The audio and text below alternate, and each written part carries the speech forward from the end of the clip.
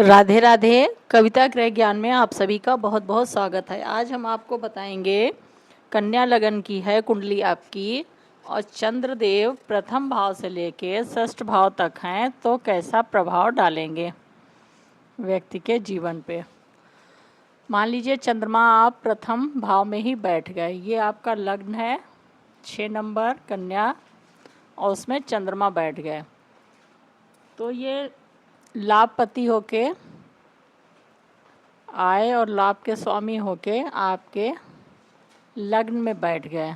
तो क्या है, अगर 6 लग्नेश अच्छे उसमें हैं, अंश बल में अच्छी जगह प्लेस हैं और जो है केंद्र त्रिकोण से संबंध बना रहे हैं या बैठे हैं, तो आप जो है आप में बुद्धि विवेक ज्ञान बहुत अच्छी सोच समझ होगी आप में।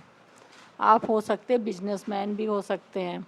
आप अपनी बुद्धि विवेक और अपने ज्ञान से जो है आय का लाभ प्राप्त करेंगे, आपकी इच्छाएं पूर्ति होगी। बस ये है कि चंद्रमा जो है बुध के घर में आ गए हैं, तो बुध और चंद्रमा में शत्रुता है।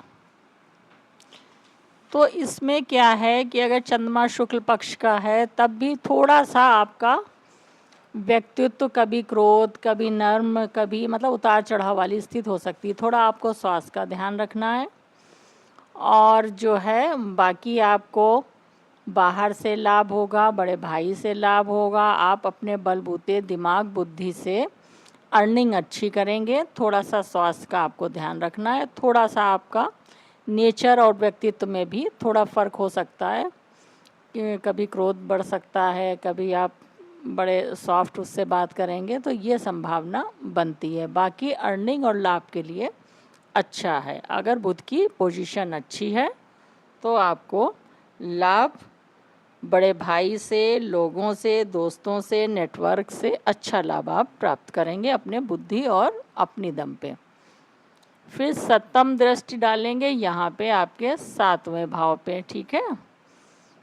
तो क्या है कि ये 12 नंबर गुरु का है, ठीक है, गुरु इनके मित्र हैं।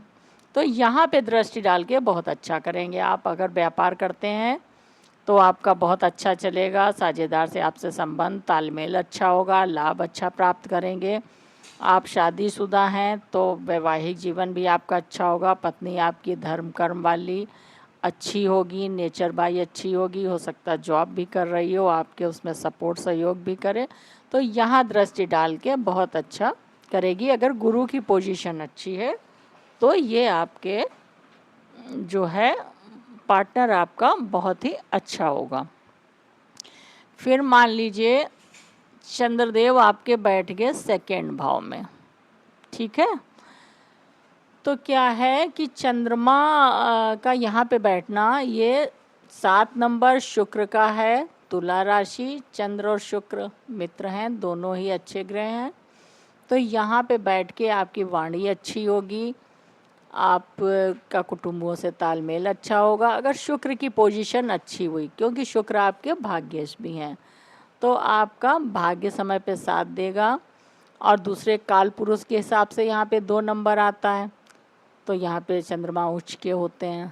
तो कुटुंबों से तालमेल अच्छा होगा, आपके संस्कार अच्छे होंगे, आप धर्म कर्म वाले होंगे, आप नेक दिल होंगे और आपका खान पान भी सही होगा। आप धन आपके पास अच्छा होगा, आप उसको अच्छे से मैनेज करोगे, धन संचय आपका बढ़िया होगा। और क्या है कि आप बातों से हो सकता है आप कोई वाणी वाला काम कर रहे हैं उसमें आपको फ़ायदा होगा। अगर आप कोई खाने संबंधित कार्य करते हैं उसमें आपको लाभ होगा।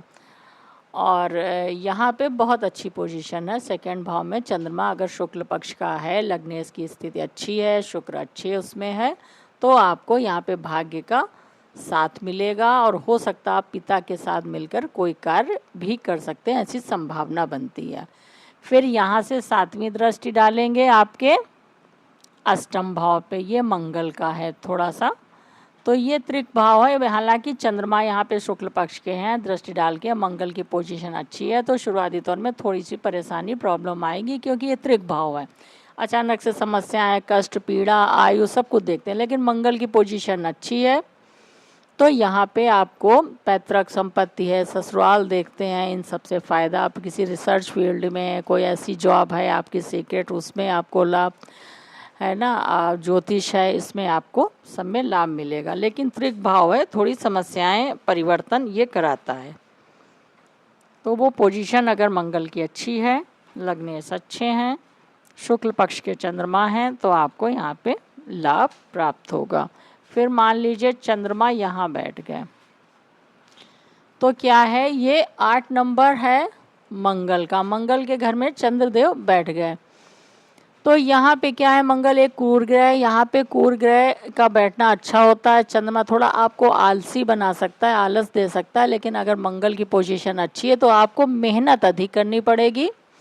मेहनत पर डिपेंड करेगा, आप जितना कर्म करेंगे उतना ही आपको लाभ होगा। छोटी यात्राओं से लाभ होगा, छोटे भाई बहनों से लाभ होगा, लेखनकार, पत्रकार हैं, या आपका कोई ऐसे यात्राओं वाला कार्य, उसमें आपको सफलता मिलेगी अगर मंगल की पोजीशन अच्छी हुई।